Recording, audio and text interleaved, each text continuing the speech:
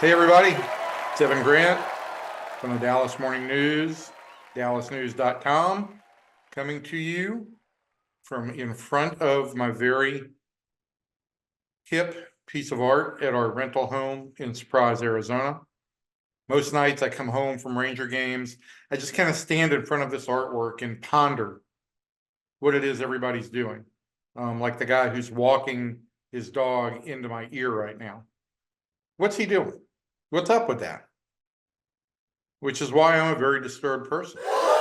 But I'm also your correspondent for this week in Rangers baseball, y'all. And we're here for another exciting episode. Spring training games have started, which means we're going to be on a more regular schedule than we certainly were during the offseason. Try and get these up every other week, and hopefully once the season starts, we might even be a little bit more frequent than that. Demetrio, our producer back in the home office, will right now put up how you too can subscribe on YouTube to this cast. I don't know if I'd call it a podcast, video cast, a grant cast. It's a grant cast. Anyway, let's talk some Rangers. Enough with my awkward introductions. Here's what I want to talk about today. This was the best offense in the American League in 2023. And the Rangers can be even better, I think, in 2024 with the presence of potentially Wyatt Langford in that lineup. But I want to talk about what didn't go so well in 2023. And I think it's hard to kind of reconcile that the Rangers were so good at producing runs, and yet the number 3 spot in their order was below average according to the rest of the league. It was a 771 OPS from the number 3 spot, which ranked 16th in baseball. More significantly, it's a slugging position, and the number 3 spot ranked 23rd in slugging at just 410. A decade ago, the number 3 spot was the most important spot in the batting order. I think that's changed a little bit now as we've weighted more and more towards the leadoff spot and the number 2 spot. Obviously, high on base percentage in the leadoff spot. You want your number 2, your best overall hitter hitting number 2, which is where Corey Seager hit all year last year, or I assume he will hit all year this year. I think manager Bruce Bochy has been pretty clear that his number 1 and 2 spots in Marcus Semien and Corey Seager are set, and they should be. The number 3 spot last year was Nathaniel Lowe's for most of the year. He started in the number 3 spot 144 times in 162 games, but did not start there once during the postseason run. Rangers made some tune-ups there for the postseason because Lowe really struggled down the stretch. And if you read my story about him, that was posted on Dallas News on Monday evening, Monday the 26th. And Demetrio will have a link for you in the YouTube summary. So if you want to click on that, it's much appreciated. Lowe's project this spring is to hit more home runs. It's that simple. His project for 2024 is to hit more home runs. He hit 17 last year, really fell off in the second half. There were a number of reasons for that. I'm certainly not going to make any excuses for Nathaniel Lowe. He wouldn't want that, but clearly dealing with his mother's diagnosis of a brain tumor was something that both he and his brother Josh in Tampa Bay struggled with. They talked about that when the postseason started last year. They've handled most of it privately ever since. But listen, Nathaniel has come to spring every year with a project. Came to the Rangers in 2021, determined to be a more discriminate hitter at the plate. Took a ton of strike threes in spring training, so much so it was almost like, hey, are you ever going to swing the bat? But his process was he wanted to see pitches. Ended up jumping his on-base percentage, 357. He was an above average on-base guy as a first baseman. 2022, he came to camp and he wanted to hit fastballs better.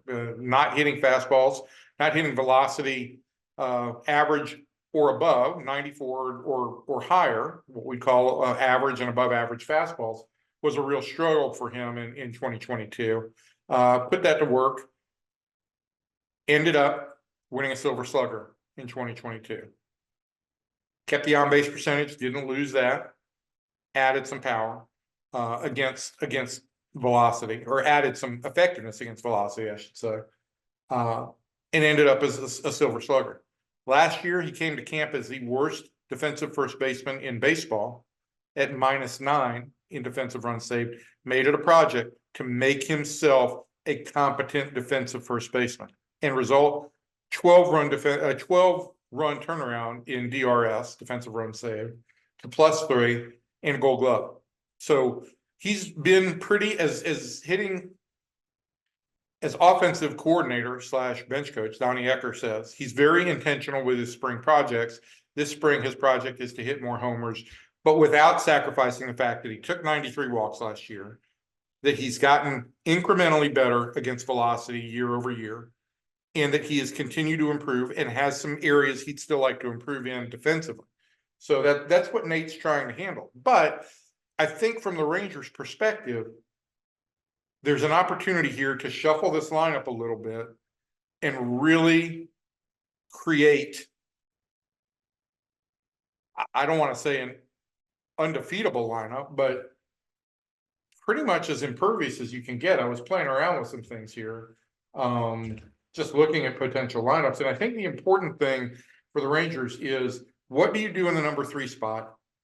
How do you protect Corey Seager a little bit? Not that Corey needs protection, but if you bring in a left-hander to potentially face Seager, hoping that you're going to have some success left on left there, and he's very, very good left on left hitter, that means your lefty's going to have to face multiple lefties, or multiple hitters, I should say. You don't want him facing, you don't want to give the opponent the opportunity to face multiple left-handers. If the splits against lefties are not good. And so that's where the Rangers were at a little bit of a disadvantage, I think, sometimes last year. It would behoove the Rangers, and they have the ability to do this with this lineup, to alternate right, left, right, left, right, left, make it the most difficult it can be on opposing managers to match up late in games. And for that to happen, I feel like, and I'm going to write more about this as spring goes on, but I think the best possible scenario would be for the Rangers to have Adolis Garcia move from the number 4 spot to the number 3 spot, back up Seager there. You want to bring in a lefty? Okay. He's going to have to face Adolis Garcia. What do you do then in the cleanup spot where Adolis was so effective? Well, you've got a left-handed hitter in Evan Carter, who's got, look, if you go 1, 2, 3 in the first inning, you've got a great on-base guy to start the second. He's a good, if you bring in a left-hander, or I'm sorry, if you bring in a right-handed reliever, I'm getting very far ahead of myself, lefty right. But if you were to bring in a right-handed reliever to face Garcia late in games, now all of a sudden he's got to face Garcia and Carter. You can back that up then with another right-handed hitter, and you're going to have the ability to potentially either hit Josh Young there, who's got the experience of a year, or that might be a great place to hit Wyatt Langford. Again, another high on base, high disciplined power hitter that if you run into a situation in the first inning where you go 1, 2, 3, and you go out 1, 2, 3. I get so far ahead of myself, people. Please bear with me. I'm an old man. I will say that, well, let's get through this. If you hit Langford or Young there, then you go right, left, right, left, right. You can back that up with Heim, back that up with the other one of Young or Langford as a right-handed hitter. And then you end up with Nathaniel Lowe hitting potentially as low as 8th in that lineup. He hit really low in some of the postseason games last year. Listen, if he is a 20 plus home run guy from the number 8 spot as a first baseman, yes, maybe you'd like to see a first baseman hit a few more home runs.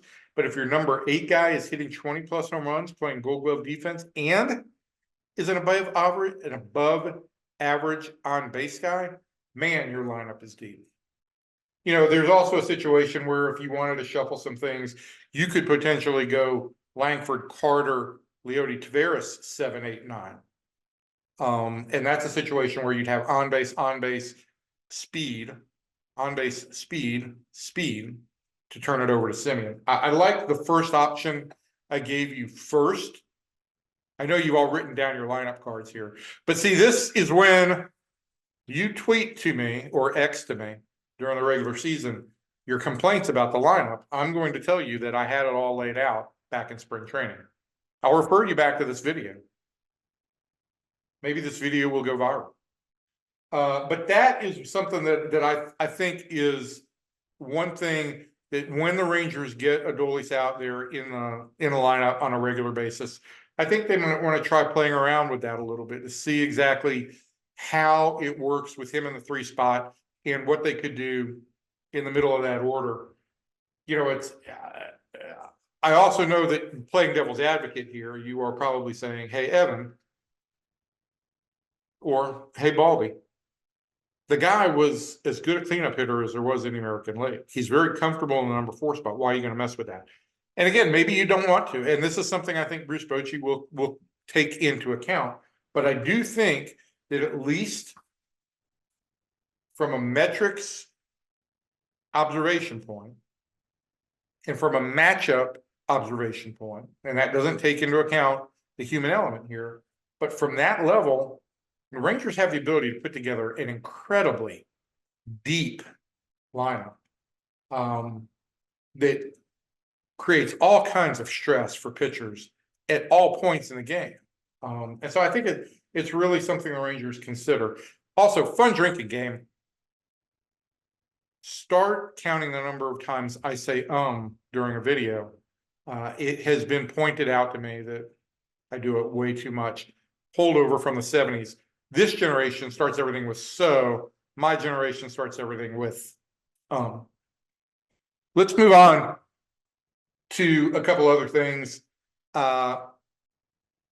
Pants.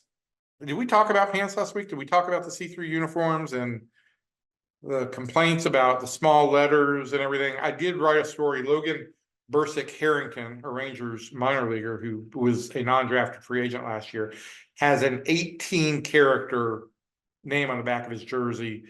Here's a photo I took last week, and then I spoke to him about his name. It's a rainbow jersey. It's effectively a big rainbow on the back of his jersey. What I did think was really nice was Logan wasn't going to take any shots at MLB for the lettering or anything like that. He said he would wear this jersey with pride if he ever got the opportunity. He's made one professional appearance, so look, he's got a long way to go. It would tie the MLB record. Christian Encarnacion Strand with Cincinnati set that mark last year with 18 characters in his last name. The Rangers have another minor leaguer, Anthony Uhupi Tuinetoa, who has a couple of apostrophes in his first part of his hyphenated last name that also gets him to 18 letters. So we're on uni watch and long last name watch. The pants thing, I will just say this. Bruce Bochy came into the writers, the media briefing the other day, and at the height of Pantsgate, or the pants party, as I like to call it. And I asked him about this apparent see-through sheerness of these Nike pants that MLB has said is the same exact material as last year. The pants haven't changed, uniform tops have. He said, well, you're kind of looking a little bit too close there, aren't you? Point made. But to that point, from the press box, from the stands, if that's what fans were looking at, there was nothing that you could see. So I think it's one of these cases where we get the spring training and we find something to rip Major League Baseball over. And listen, there's plenty to rip Major League Baseball over.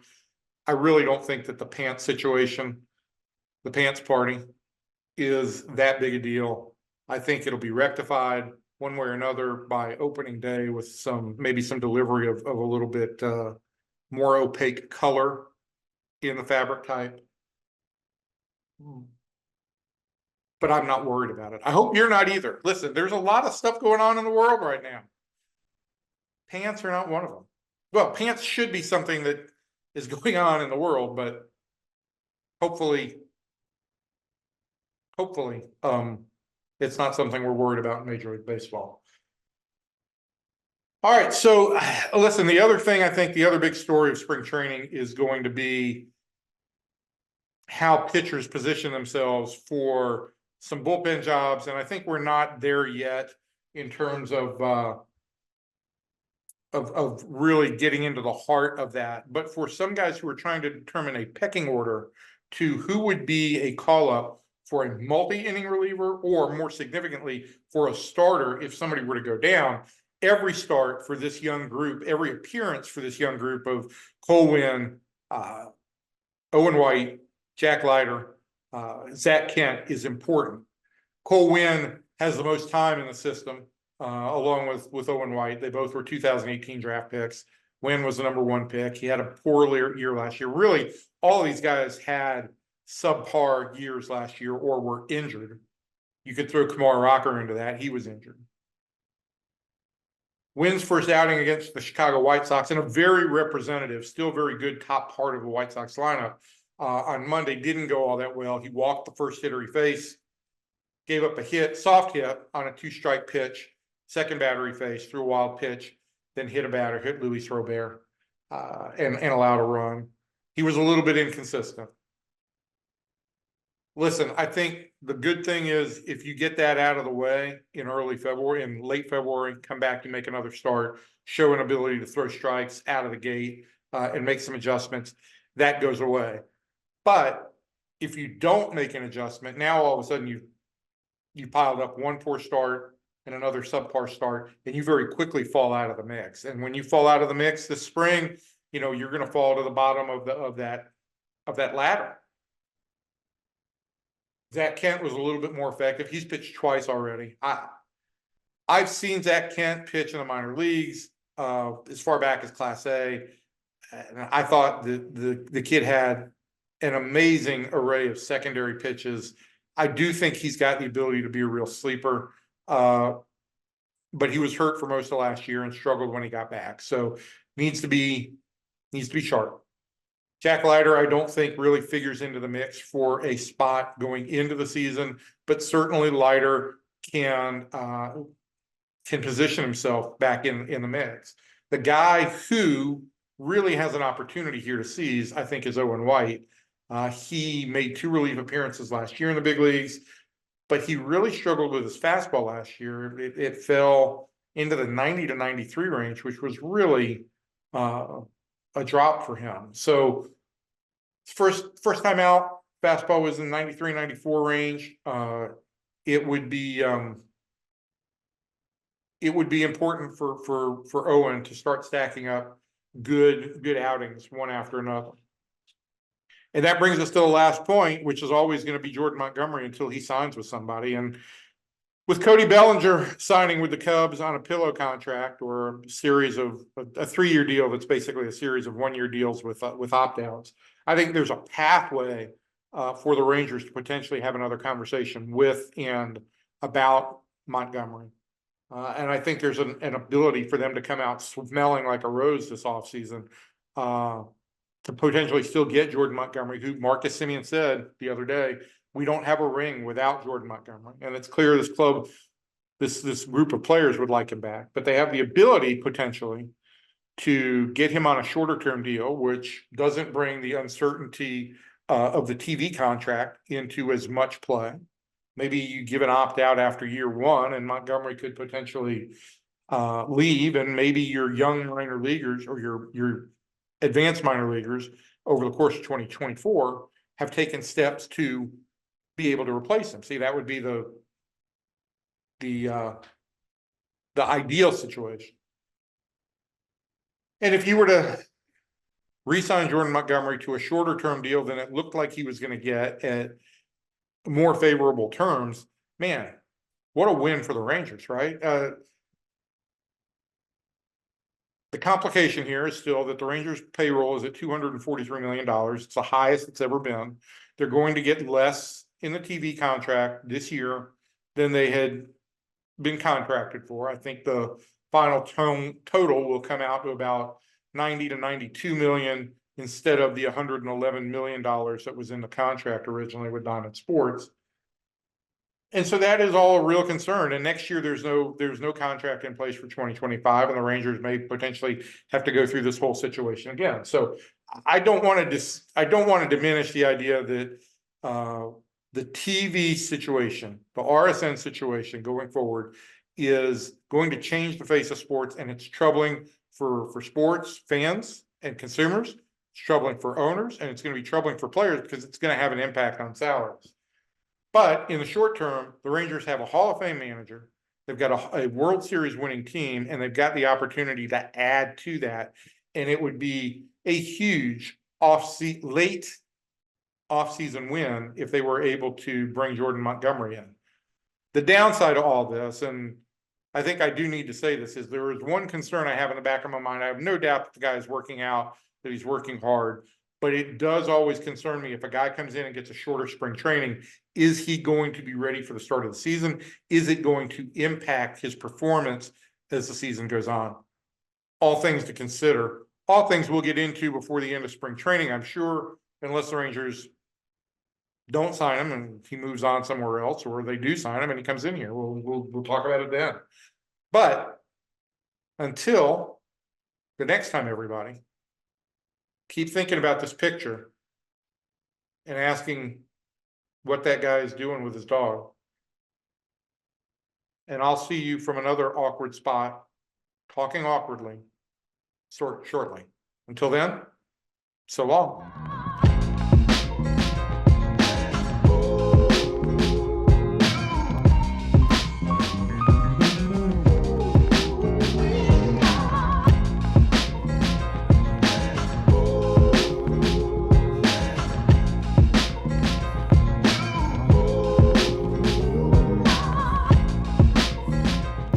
Good video.